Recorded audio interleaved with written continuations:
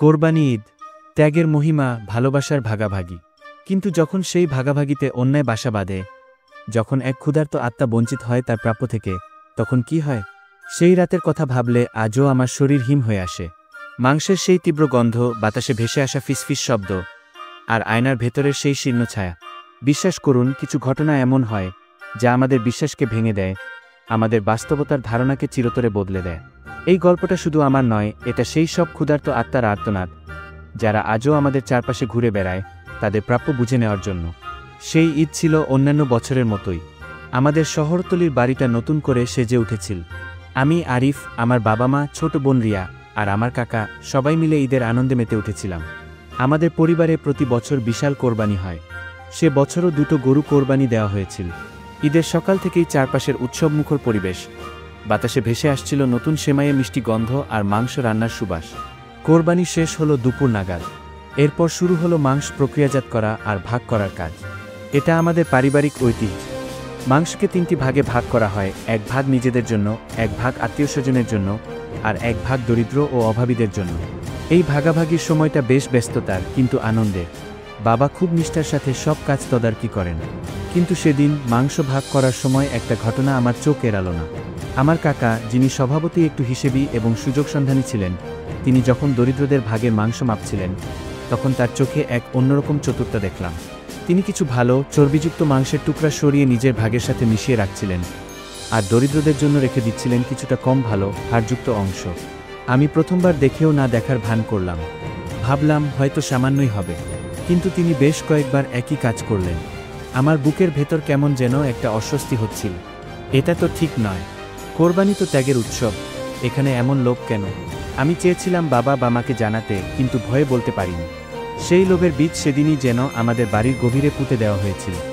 সন্ধ্যা গড়িয়ে রাত নাম। কোরবানির মাংসের প্রথম ভোজের প্রস্তুতি চলছিল। নতুন রান্না হওয়া মাংসের সুবাসে বাড়ি ভরে উঠেছিল। আমাদের কাকাও খুব ফুরফুরে মেজাজে ছিলেন। তার মুখে এক ধরনের আত্মতৃপ্তির হাসি লেগেছিল, যেন তিনি আজ বিশাল কিছু অর্জন করেছেন। রাত 8টা নাগাদ সবাই ডাইনিং টেবিলে বসলাম। গরম গরম ভাতের সাথে কোরবানির মাংসের ভুনা। সেই ভুনা মা দারুণ রান্না করেছিলেন, কিন্তু আজ কেমন যেন একটা অস্বস্তি হচ্ছিল। মনে হচ্ছিল এই মাংসের ভেতর যেন কিছু একটা লুকিয়ে আছে, যা অদৃশ্য। খেতে বসার ঠিক পরপরই ঘরের মধ্যে একটা অদ্ভুত ঠান্ডা বাতাস বয়ে গেল। আমি আশেপাশে তাকিয়ে দেখলাম সব জানালা দরজা বন্ধ, অথচ বাতাসটা এতটাই শীতল ছিল যেন শীতকাল চলে এসেছে। বাবা বললেন, এ কেমন বাতাস? গরম মাংস খাচ্ছি, অথচ শরীর ঠান্ডা হয়ে যাচ্ছে।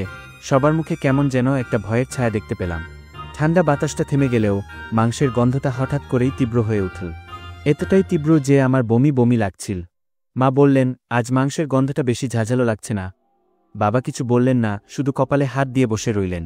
আমি খেয়াল করলাম মাংসের সেই তীব্র গন্ধের সাথে মিশে যেন একটা অস্পষ্ট ফিসফিস শব্দ ভেসে আসছে, খুব কাছে থেকে, কিন্তু খুবই নিচু স্বরে।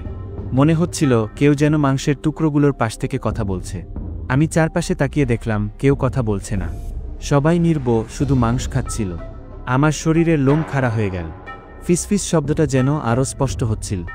মনে হচ্ছিল অনেকগুলো কণ্ঠস্বর একসাথে কথা বলছে, আর তাদের কথাগুলোর মধ্যে একটা তীব্র ক্ষুধার্ত ভাব ছিল। আমার মন বলছিল এটা স্বাভাবিক নয়, এই মাংসটা অভিশপ্ত হয়ে গেছে। সেই রাতের খাবার খাওয়ার পর আমাদের পরিবারের সবার ঘুম যেন এক বিভীষিকায় পরিণত হলো। আমি নিজেও সারা রাত ছটফট করেছি, কিন্তু আসল দুঃস্বপ্ন দেখছিল আমার বাবা, মা আর রিয়া। পরের দিন সকালে যখন আমরা নাস্তার টেবিলে বসেছি, সবার চোখই ছিল ফোলা। বাবার মুখ ছিল ফ্যাকাশে। মা বললেন, এমন বাজে স্বপ্ন জীবনেও দেখিনি। সারা রাত মনে হচ্ছিল অসংখ্য লোক আমাকে ঘিরে ধরে আছে, তাদের চোখ জ্বলছে, আর তারা আমার হাত থেকে মাংস কেড়ে নিতে চাইছে। রিয়াও বলল, সেও একই ধরনের স্বপ্ন দেখেছে, যেখানে ক্ষুধার্ত শীর্ণকায় মানুষ তার কাছে মাংসের জন্য হাত বাড়াচ্ছিল। আমার কাকা, যিনি মাংস চুরি করেছিলেন, তিনি চুপ করে বসেছিলেন। তার মুখে কোনো কথা ছিল না, শুধু একরাশ ভয়। তার চোখ দুটো লাল হয়েছিল, মনে হচ্ছিল তিনিও সারা রাত ঘুমাননি। আমি বুঝতে পারছিলাম এই দুঃস্বপ্নগুলো সাধারণ কিছু নয়। এগুলি সেই ক্ষুধার্ত বঞ্চিত দরিদ্রদের প্রতিচ্ছবি, যাদের প্রাপ্য মাংস কেড়ে নেওয়া হয়েছিল। দুঃস্বপ্নের পরের দিন মা যখন রান্নাঘরের ফ্রিজ খুললেন রান্নার জন্য মাংস বের করতে, তার চিৎকার শুনে আমরা সবাই ছুটে গেলাম। ফ্রিজের ভেতর থেকে এক ভয়াবহ দুর্গন্ধ বের হচ্ছিল। ফ্রিজের ভেতর রাখা গরুর মাংসের একটি অংশ পচে দুর্গন্ধ ছড়াচ্ছিল, তাতে পোকা ধরেছিল, অথচ অন্যান্য বাক্সে রাখা মাংসগুলো একদম তাজা ছিল। মা অবাক হয়ে বললেন, এটা কিভাবে সম্ভব? মাত্র গতকালের মাংস, আর এটা পচে গেছে, তাও শুধু এই একটা ভাগ। আমি সেই মাংসের ভাগটার দিকে তাকিয়েছিলাম। এটাই ছিল সেই অংশ যেটা কাকা দরিদ্রদের ভাগ থেকে সরিয়ে রেখেছিলেন। আমার বুকের ভেতর এক ধরনের ভয় আর অস্বস্তি হচ্ছিল। এটা কি শুধু কাকতালীয়, নাকি সেই বঞ্চিত ক্ষুধার্ত আত্মার অভিশাপ? সেই ঘটনার পর থেকেই আমাদের পরিবারে কেমন যেন একটা কালো ছায়া নেমে এলো। সবার প্রথমে শুরু হলো আর্থিক টানাপোড়েন। বাবার ব্যবসা, যা কিনা বছরের পর বছর ধরে সফল ছিল, হঠাৎ করেই তাতে লোকসান হতে শুরু করল। কাকার ব্যবসাতেও একই অবস্থা। আমরা বুঝতে পারছিলাম না কি হচ্ছে। এর পরপরই অসুস্থতা জেঁকে বসল। প্রথমে মা, তারপর রিয়া, আর শেষে বাবা। তাদের রোগগুলো ছিল অদ্ভুত। চিকিৎসকরা কিছুতেই ধরতে পারছিলেন না আসল কারণ কি। শারীরিক দুর্বলতা, ক্লান্তি, আর সবচেয়ে অদ্ভুত ছিল তাদের তীব্র ক্ষুধার অনুভূতি। তারা সবসময় ক্ষুধার্ত থাকত, কিন্তু কিছু খেলেই বমি হয়ে যেত। সবকিছুই যেন সেই অভিশপ্ত রাতের ঘটনার সাথে সম্পর্কিত মনে হচ্ছিল। আমি মনে মনে জানতাম এই সব কিছুর পেছনে রয়েছে সেই কোরবানির মাংসের ভাগের গোপন রহস্য, কিন্তু আমি কাউকে বোঝাতে পারছিলাম না। আমার কথা কেউ বিশ্বাস করতে চাইছিল না। আমাদের কাকা, যিনি এই সব কিছুর মূল কারণ ছিলেন, তিনি সবচেয়ে বেশি প্রভাবিত হলেন। তিনি রাতে ঘুমের মধ্যে ছাটফট করতেন, অস্পষ্টভাবে কিছু বলতেন। মাঝে মাঝে শুনতে পেতাম তিনি যেন কাউকে ক্ষমা চাচ্ছেন বা কাউকে কিছু ফিরিয়ে দিতে চাইছেন। দিনের বেলা তার মুখ ছিল ফ্যাকাশে, চোখ কোঠরাগত। তিনি সবসময় ক্ষুধার্ত থাকত, কিন্তু কিছুতেই তার ক্ষুধা মিটত না। যেন তার ভেতরের কোনো এক সত্তা সবসময় ক্ষুধার্ত থাকত। তিনি সারাক্ষণ অস্থিরভাবে ঘুরতেন, যেন কাউকে খুঁজছেন বা কারোর থেকে লুকানোর চেষ্টা করছেন। আমি একবার তার কাছে গিয়েছিলাম।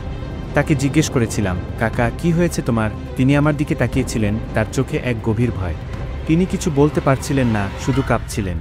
আমি বুঝলাম তার উপরই সেই অভিশাপের সবচেয়ে বেশি প্রভাব পড়েছে। সময় যত গড়াচ্ছিল, আমাদের বাড়ির বাতাস যেন আরও ভারী হয়ে উঠছিল। মনে হতো অদৃশ্য কিছু শক্তি আমাদের চারপাশে ঘুরে বেড়াচ্ছে। ফ্রিজের কাছ দিয়ে গেলে এখনও সেই তীব্র মাংসের গন্ধটা নাকে আসত, যদিও আমরা সেই পচা মাংস ফেলে দিয়েছিলাম। রাতে যখন সবাই ঘুমিয়ে থাকত, আমি শুনতে পেতাম ঘরের বিভিন্ন কোণ থেকে ফিসফিস শব্দ। রান্নাঘর থেকে, মাংস রাখার জায়গা থেকে, এমনকি আমার নিজের ঘর থেকেও। মনে হতো কেউ যেন আমার খুব কাছে এসে শ্বাস ফেলছে, কিন্তু তাকে দেখা যাচ্ছে না। আমার মনে হতো এই বাড়িটা যেন এখন আর আমাদের নয়, এটা সেই অতৃপ্ত আত্মাদের দখলে চলে গেছে। তারা তাদের প্রাপ্য চায়, তারা তাদের সম্মান ফিরে পেতে চায়। এই ভয়টা এতটাই বাস্তব ছিল যে আমি মাঝে মাঝে ভয়ে চিৎকার করে উঠতাম, কিন্তু আমার গলা দিয়ে কোনো আওয়াজ বের হতো না। একদিন রাতে যখন আমি বাথরুমে গেলাম, আমি আয়নার সামনে দাঁড়ালাম। হঠাৎই আমার চোখে পড়ল এক অস্বাভাবিক দৃশ্য। আয়নার ভেতরের প্রতিচ্ছবিতে আমার পেছনে অস্পষ্ট কিছু ছায়া দেখতে পেলাম। শীর্ণকায়, ক্ষুধার্ত মানুষের ছায়া। তাদের চোখগুলো ছিল কোঠরাগত, যেন তারা বহুদিন ধরে কিছু খায়নি। তাদের হাতগুলো আমার দিকে বাড়ানো, যেন তারা কিছু চাইছে, কিছু কেড়ে নিতে চাইছে। আমি দ্রুত ঘুরে দাঁড়ালাম, কিন্তু পেছনে কেউ ছিল না। আমি আবার আয়নার দিকে তাকালাম। এবার আমার নিজের প্রতিচ্ছবি, কিন্তু আমি জানি আমি যা দেখেছি তা বাস্তব ছিল। সেই ক্ষুধার্ত আত্মার দল, যারা অভিশাপের রূপ ধরে আমাদের চারপাশে ঘুরছে।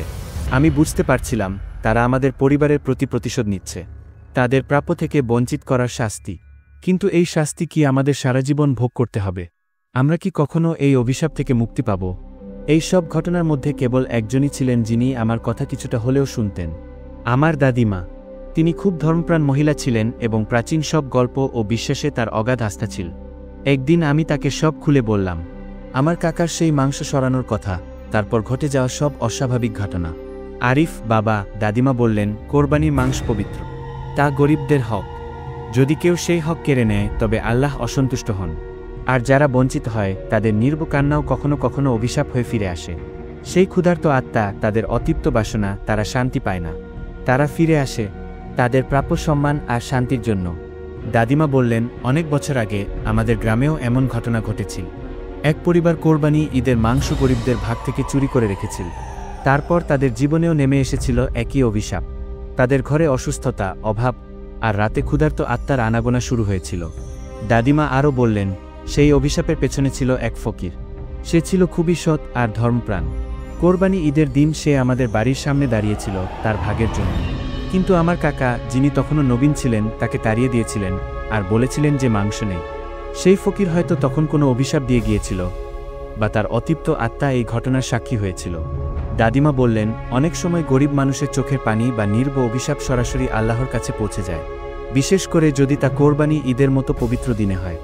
আর যদি সেই অভিশাপ কোরবানির মাংসের মতো পবিত্র জিনিসের মাধ্যমে হয়, তবে তার প্রভাব হয় আরও গভীর, আরও ভয়াবহ। আমার বুকের ভেতর কেমন যেন একটা অস্থিরতা তৈরি হলো। তাহলে কি আমরা সেই ফকিরের আত্মার অভিশাপে ভুগছি? আমি বুঝতে পারলাম কাকার সামান্য লোভের কারণে আমরা কতটা ভয়াবহ অভিশাপে জড়িয়ে পড়েছি। শুধু আমাদের পরিবার নয়, সেই ফকিরের অতৃপ্ত আত্মাও শান্তি পায়নি। সে আজ পর্যন্ত হয়তো তার প্রাপ্য খুঁজছে। দাদিমার কথা শুনে আমি বুঝতে পারলাম এই অভিশাপ থেকে মুক্তি পাওয়ার একটাই উপায়, প্রায়শ্চিত্ত। যা অন্যায় করা হয়েছে তার জন্য ক্ষমা চাওয়া এবং সেই প্রাপ্য ফিরিয়ে দেওয়া। পরের দিন সকালে আমি বাবা মাকে সব খুলে বললাম, কাকার সেই মাংস সরানোর কথা, দাদিমার বলা ফকিরের ঘটনা। বাবা মা প্রথমটায় বিশ্বাস করতে চাইলেন না, কিন্তু যখন আমি তাদের অসুস্থতা, আর্থিক ক্ষতি আর রাতের দুঃস্বপ্নগুলোর কথা মনে করিয়ে দিলাম, তারা স্তম্ভিত হয়ে গেলেন। আমার কাকা, যিনি এতদিন ভয়ে চুপ করেছিলেন, তিনি কেঁদে ফেললেন। তিনি স্বীকার করলেন সেই দিন তার লোভ তাকে গ্রাস করেছিল। তিনি প্রতিজ্ঞা করলেন তিনি তার ভুল শুধরে নেবেন। দাদিমা বললেন, তোমাদের এখন সেই ফকিরকে খুঁজে বের করতে হবে, যদি সে জীবিত থাকে। আর যদি না থাকে তবে তার নামে প্রচুর দান করতে হবে, গরিবদের মধ্যে মাংস বিতরণ করতে হবে, আর আল্লাহর কাছে তোবা করতে হবে। তার আত্মার শান্তির জন্য দোয়া করতে হবে। আমরা সেই ফকিরকে খুঁজে বের করার চেষ্টা করলাম। দুর্ভাগ্যবশত তিনি আর বেঁচে ছিলেন না। তার মৃত্যুর খবর শুনে আমাদের সবার মন আরও ভারী হয়ে গেল। তবে দাদিমার পরামর্শ অনুযায়ী আমরা সিদ্ধান্ত নিলাম তার নামে দান করা। আমাদের পরিবারের সবাই মিলে সেই ফকিরের নামে অনেক দান করলাম। গরিবদের মধ্যে প্রচুর মাংস ও খাবার বিতরণ করলাম, যতটা তার প্রাপ্য ছিল তার চেয়েও বেশি। সবাই মিলে আল্লাহর কাছে তোবা করলাম, আর সেই ফকিরের আত্মার শান্তির জন্য দোয়া করলাম। কাকা নিজেও মসজিদে গিয়ে অনেক কান্নাকাটি করলেন, নিজের ভুলের জন্য আল্লাহর কাছে ক্ষমা চাইলেন। সেই দিন থেকে আমাদের পরিবারের উপর থেকে যেন এক কালো ছায়া সরে গেল। বাবা মায়ের অসুস্থতা ধীরে ধীরে কমতে শুরু করল, আর্থিক সমস্যাও মিটে গেল। রাতে আর দুঃস্বপ্ন দেখতাম না।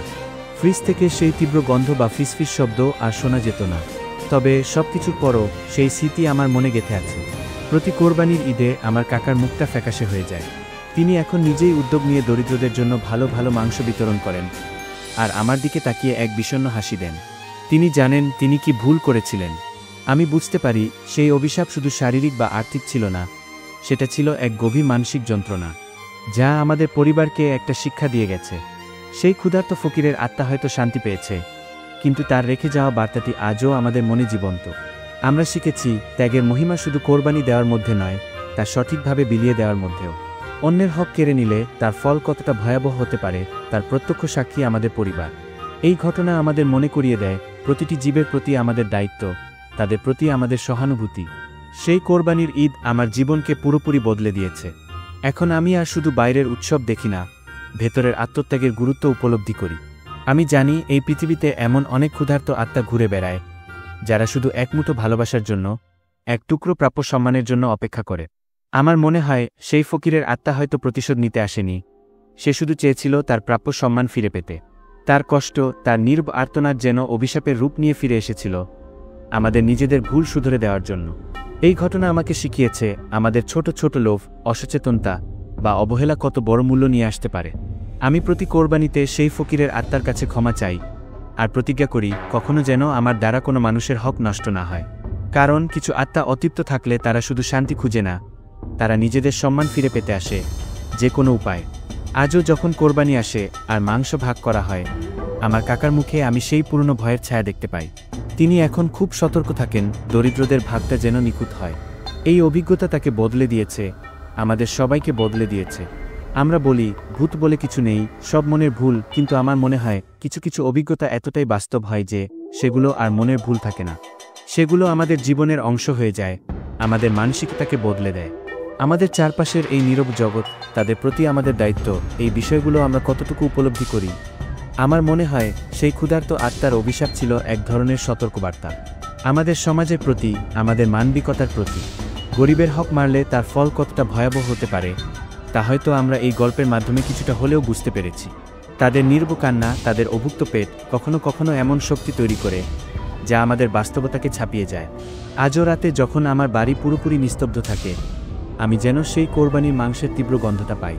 সেই গন্ধটা যেন আমাকে মনে করিয়ে দেয় প্রতিটি বঞ্চনার পেছনে এক নীরব আর্তনাদ লুকিয়ে থাকে। হয়তো সেই ক্ষুধার্ত আত্মার দল আজও এই পৃথিবীতে ঘুরে বেড়াচ্ছে, তাদের প্রাপ্য খুঁজছে।